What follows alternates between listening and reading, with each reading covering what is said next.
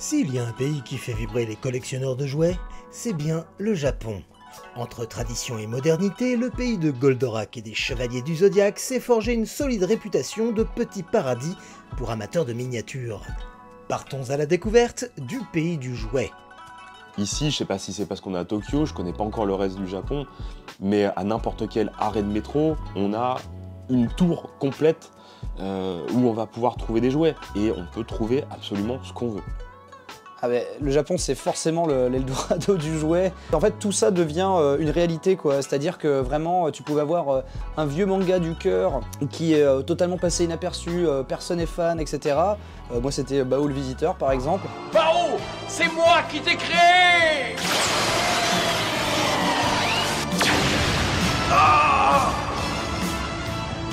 Et en fait, voilà, arriver à Akihabara et se dire il y a des tas de figurines, mais je trouverai jamais le truc qui me fait marrer avec mon frère depuis 25 ans.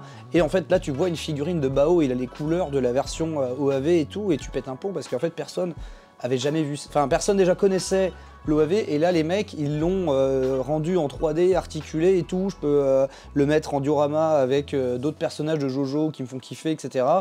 Et bien sûr que ça n'arrive qu'au Japon. Personnellement, quand j'achète un jouet, je l'achète avant tout pour son histoire. Parce que ce qui m'intéresse aujourd'hui, c'est la manière dont ils ont été produits, qui a été derrière, les petits secrets de fabrication, les petits défauts qu'on peut trouver à droite, à gauche sur certaines séries. Ça a été une longue évolution. Je pense qu'il m'a fallu peut-être une dizaine d'années avant de sortir de cet effet miroir de l'objet et de m'en servir non plus comme un miroir, mais peut-être comme une fenêtre. Et puis là, je pense que je peux le dire maintenant, dans pas très longtemps, je vais être papa. C'est une autre vision du jouet qui m'attend, et je vous avoue que les derniers mois ont été aussi chargés en remise en question. Pourquoi garder des dizaines de milliers de jouets avec lesquels je joue pas ou peu, que je n'expose pas toujours, puisqu'il y a aussi beaucoup de choses que je stocke. Peut-être tout simplement pour avoir une forme de témoignage. On va vers une société qui sera foncièrement différente de celle qu'on a pu connaître à la fin du XXe siècle, et c'est presque être un archéologue de l'enfance. Pour moi, un bon jouet, c'est un jouet où on a des souvenirs avec. C'est pas forcément un jouet de collection ou un jouet d'adulte, mais c'est un jouet qui marque, quoi. Et un jouet qui marque, il peut être pété, incomplet, mais c'est un jouet avec lequel tu peux jouer et te créer des histoires.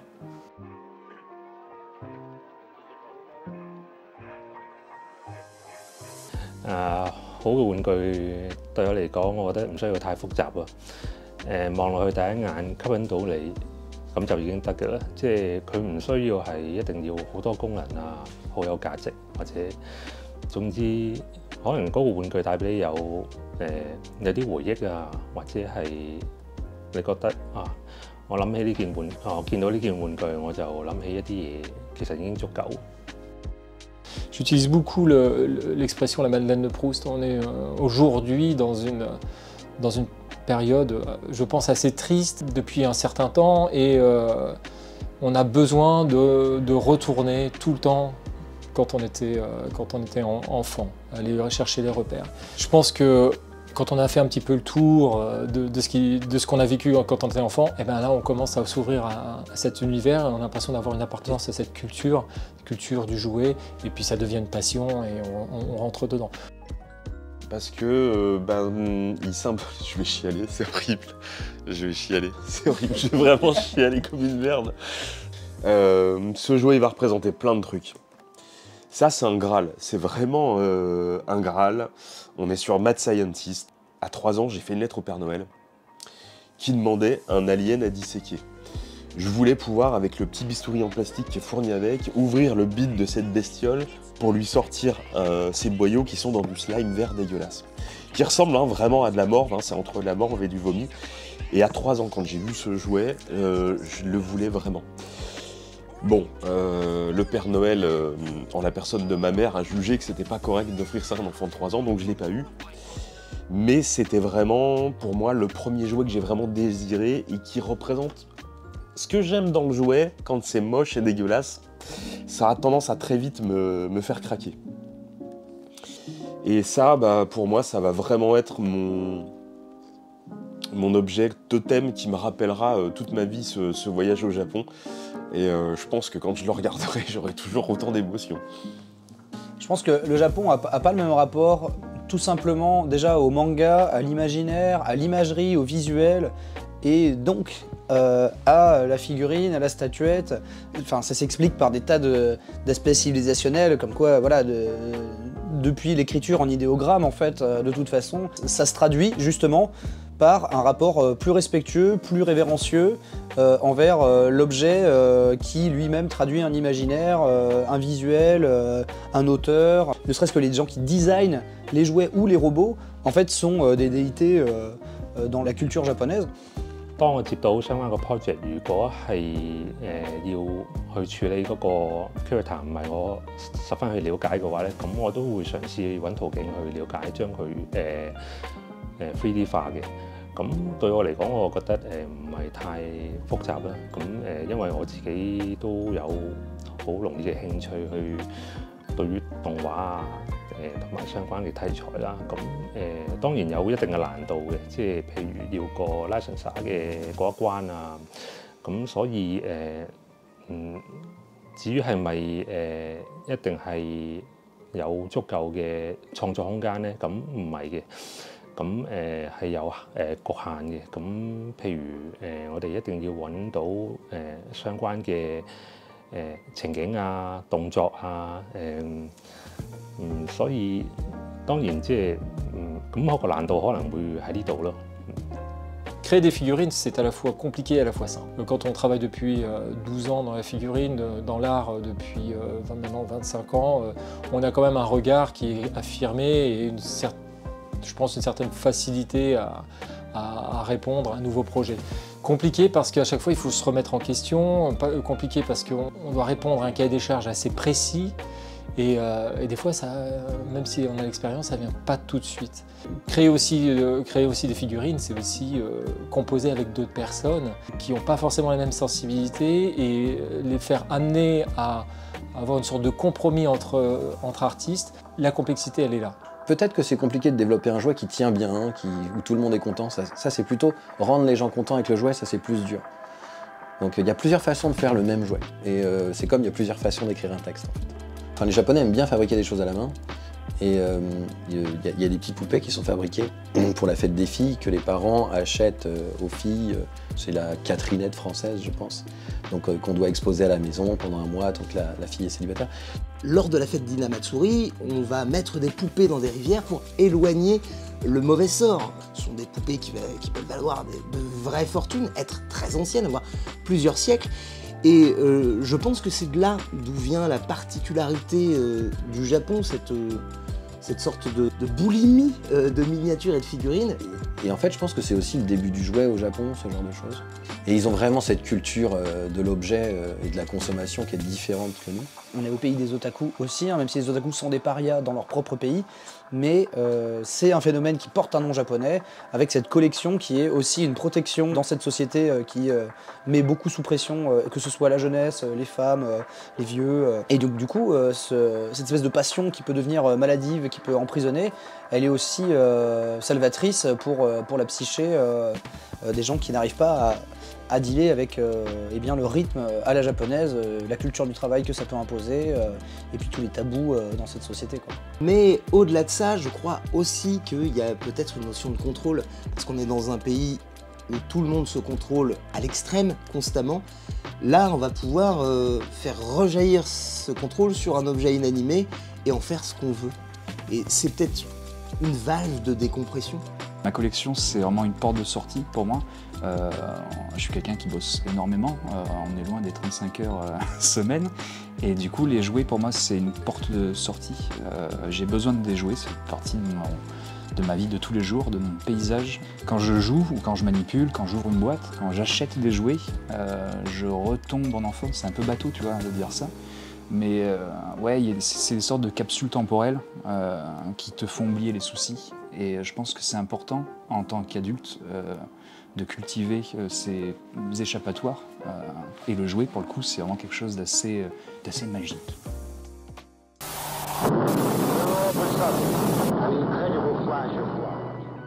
Now I am become death, the destroyer of worlds. all thought that one way or another. Alors le Japon en fait moderne, il me semble qu'il y a beaucoup de choses qui s'expliquent de par la Seconde Guerre mondiale en fait. Alors, je pense qu'on ne peut pas parler des robots japonais sans évoquer effectivement l'usage de l'arme nucléaire lors de la Seconde Guerre mondiale au Japon. Le robot, c'est une arme, hein, donc c'est une arme de destruction massive, mais c'est aussi un protecteur. Et effectivement, cet énorme traumatisme national a probablement provoqué des besoins que nous, occidentaux, n'avions pas. Ça vient notamment, cette culture, des fameux tin toys basés sur des boîtes de conserve qui sont recyclées pour en faire des jouets. Et donc c'est plus simple de faire des robots que de faire autre chose. La plupart étaient fabriqués avec des boîtes de conserve, mais pas des boîtes de conserve venues d'une part, ce sont des boîtes de conserve de l'armée américaine. Donc on est aussi sur quelque chose d'aigre-doux, très probablement pour les Japonais. C'est particulier hein, de fabriquer des fausses armes de destruction massive avec les déchets de son envahisseur. Et puis le robot, c'est le grand protecteur, c'est le sauveur de l'humanité, c'est l'arme suprême, au grand cœur, la justice. Plus tard, on aura la jeunesse sacrifiée aussi avec Gundam. Ça aussi, c'est un thème très très fort. Dans Gundam, il n'y a que les jeunes et il y a les vieux qui dirigent et que les jeunes qui vont au combat parce qu'en fait, tout ce qui est entre est déjà mort en fait de la guerre, déjà sacrifié. Et du coup, on les met dans des armures qui les protègent, qui protègent cette jeunesse pour des lendemains qui chantent, etc. Tout ça, ça crée une culture qui est intégrée dans l'histoire du jouet, parce qu'il n'y a pas de Gundam sans les maquettes Gundam, il n'y a pas du coup de maquettes Gundam sans ce discours de paix, de pacifiste, de montrer que les horreurs de la guerre, le traumatisme au niveau général japonais, et ça en fait, je pense que c'est intégré dans leur sang, quoi. Je pense que les robots géants qu'on a dans la culture nippone et ces monstres, c'est vraiment un moyen d'expression de la démesure.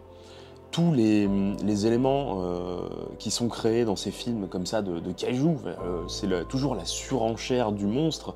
On a Godzilla, Mechagodzilla, des versions différentes de monstres, ce qu'on peut retrouver aussi dans les films, les animés et les séries de Sentai qu'on a pu avoir chez nous en France. On a cet aspect de démesure du monstre. Dans la culture, dans le folklore japonais, les Japonais ont un amour et un culte du monstre. Je pense que les monstres en général, ils sont assez connus au Japon à travers Yurei, Yokai et tout ça. Donc c'est ancré dans la culture. C'est vraiment des histoires qui font peur aux Japonais, et ils sont vraiment super sensibles aux esprits et tout ça. Et les kaiju Ega, donc on n'est pas du tout dans ce délire de divinité, on est vraiment sur du monstre géant qui détruit des villes. Ça a commencé en 1954 avec Godzilla, et du coup, Godzilla représente du coup la menace nucléaire, un rappel du passé, tu vois. On est vraiment sur quelque chose il faut se souvenir pour avancer, et cette menace, en fin de compte, elle éduque le public. Godzilla, il va prendre différentes formes à travers les années, et chaque Godzilla a eu sa spécificité. T'as un Godzilla qui va parler de la pollution, le phénomène écologique, mais c'est aussi très politique. Donc le monstre et le robot, ce ne sont pas que du fun, mais c'est aussi de l'éducation. Aujourd'hui, moi j'ai trouvé un jouet pour toi. C'est un prototype de Godzilla, dédicacé par un producteur de kaiju. Je voulais savoir ce que ça te faisait. Bah, c'est un truc de ma boule. C'est trop bien. Et donc j'aime beaucoup les jouets. Attendez 2 secondes. J'ai pas encore 30 ans. Je suis au Japon pour parler de jouets. Et c'est cool.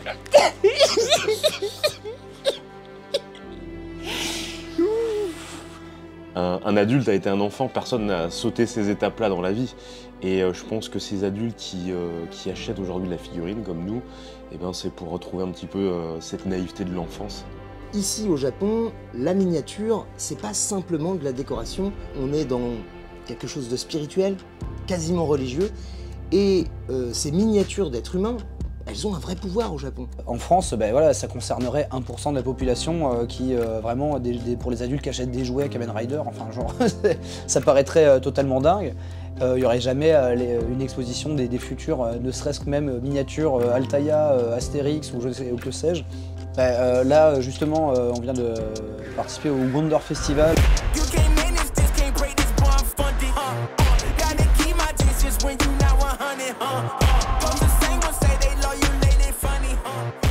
Le Wonderfest, c'est probablement le plus gros salon de fabricants de figurines au monde. Les Japonais sont assez réceptifs au Wonder Festival. Cette année, je ne sais pas combien il y a eu de personnes, mais je sais qu'ils ont limité les places. Je pense qu'on est dû arriver à 40 ou 50 000 personnes. Donc le festival a ouvert à 10h. À 10h40 ou 10h50, ils ont arrêté de vendre les tickets. Et c'est aussi l'occasion pour des petits créateurs de venir présenter leur travail. Genre, il y a un mec, là, je suis passé, il y avait une énorme résine de Splatterhouse, qui est un vieux jeu de Namco d'il y a 150 ans. Et elle était ensanglantée et tout, le mec en a fait 3, il les a sculptés chez lui et tout, il les vendait 500 balles. Enfin, il n'y a pas plus inédit, quoi.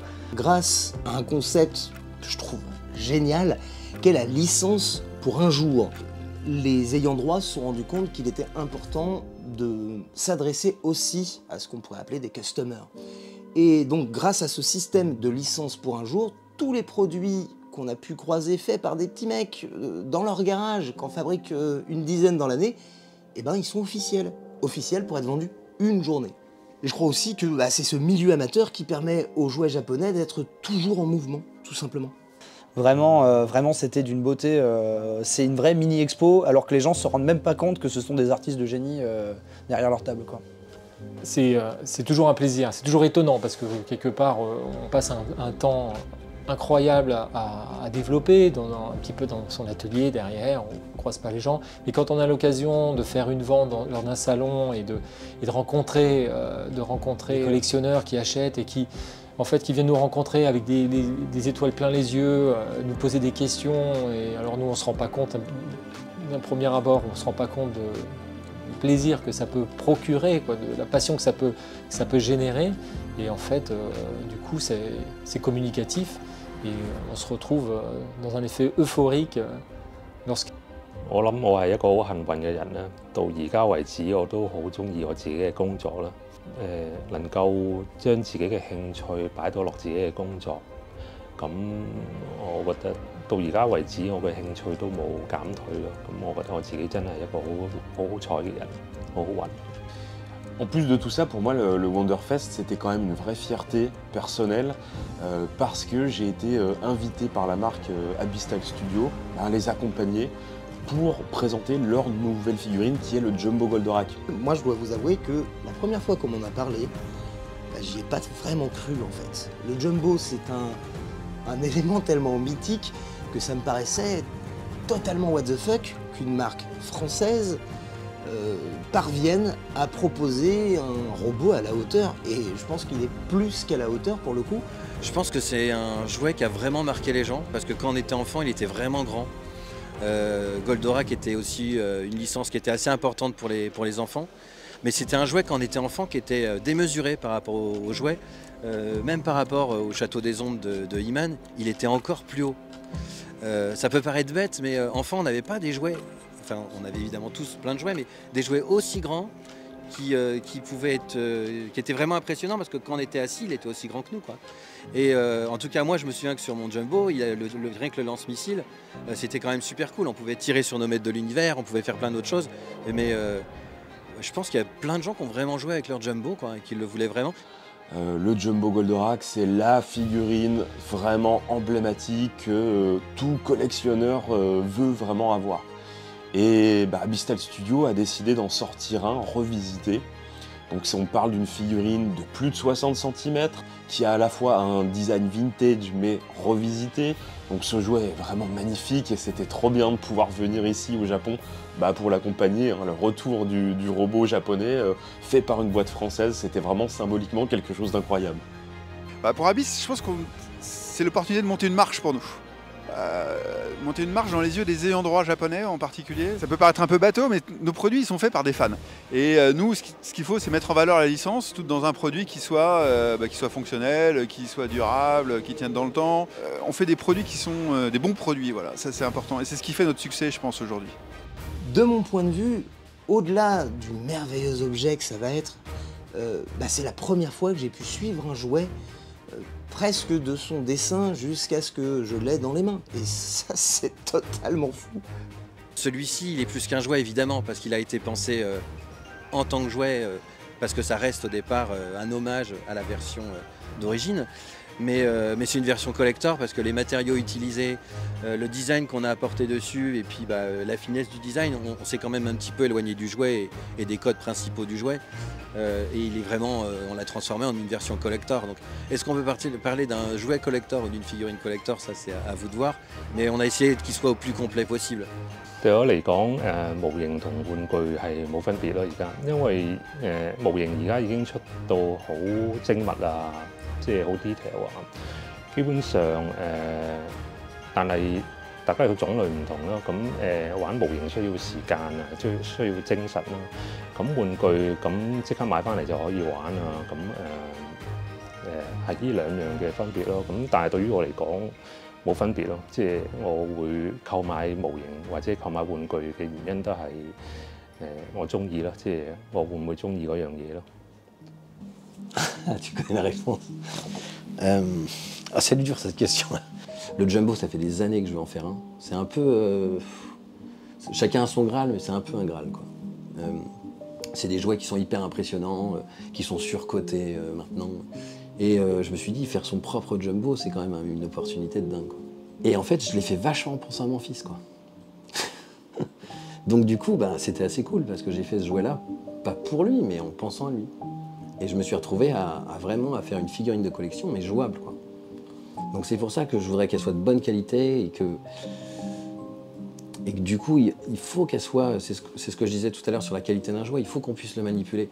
J'ai pas du tout envie que les gens ils aient peur de tirer avec le lance-missile. Non, non, le lance-missile, il faut qu'on tire dessus, et puis s'il tombe par terre, normalement, il sera pas cassé. Il aura des chocs, n'importe quel jouet aura des chocs s'il tombe par terre. Mais, tu vois, je veux vraiment que ce soit des jouets qui vivent, quoi. C'est hyper important. Un jouet, c'est un objet qui marque l'enfance, et qui marque... pratiquement pour toute une vie. Même si on n'est pas collectionneur, même si on ne connaît pas les jouets, on se souvient forcément d'un jouet qui nous a marqué quand on était enfant. Et pour moi, c'est ça un bon jouet. C'est ouf, c'est trop de trucs, quoi. C'est trop de trucs.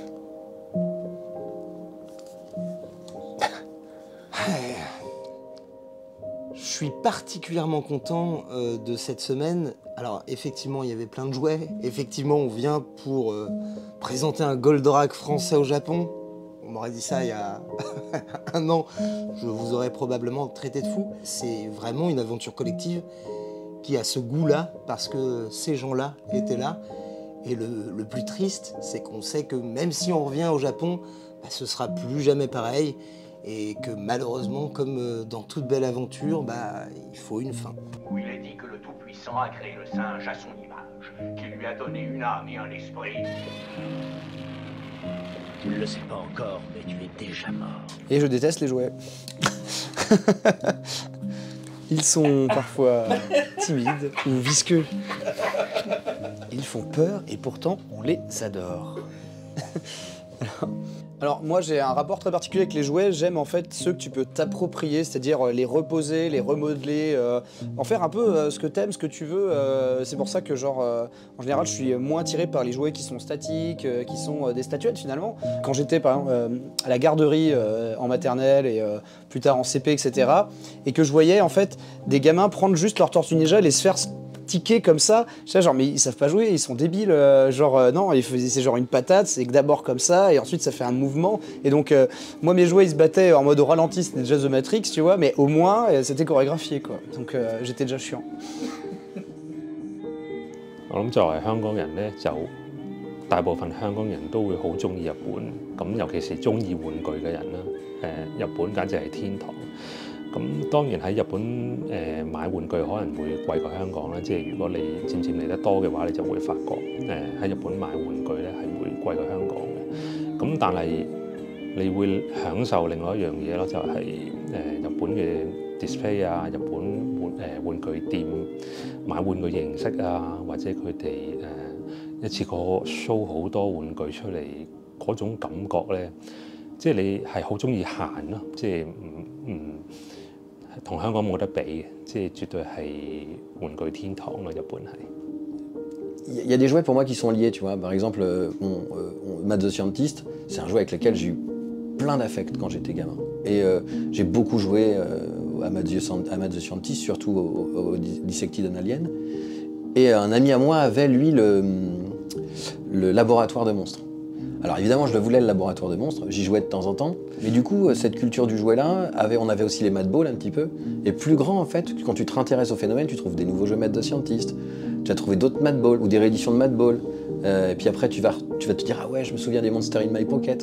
Donc du coup, il y a pas mal de jouets qui sont liés entre eux, même graphiquement, même des styles graphiques qui font que du coup, tu adhères à des groupes de jouets et tu peux même redécouvrir des gammes anciennes que soit tu n'as pas connues ou tes copains ont connues. Et donc c'est là que tu commences à collectionner et c'est là que tu mets le pied dedans et c'est là que ça commence à être compliqué la vie.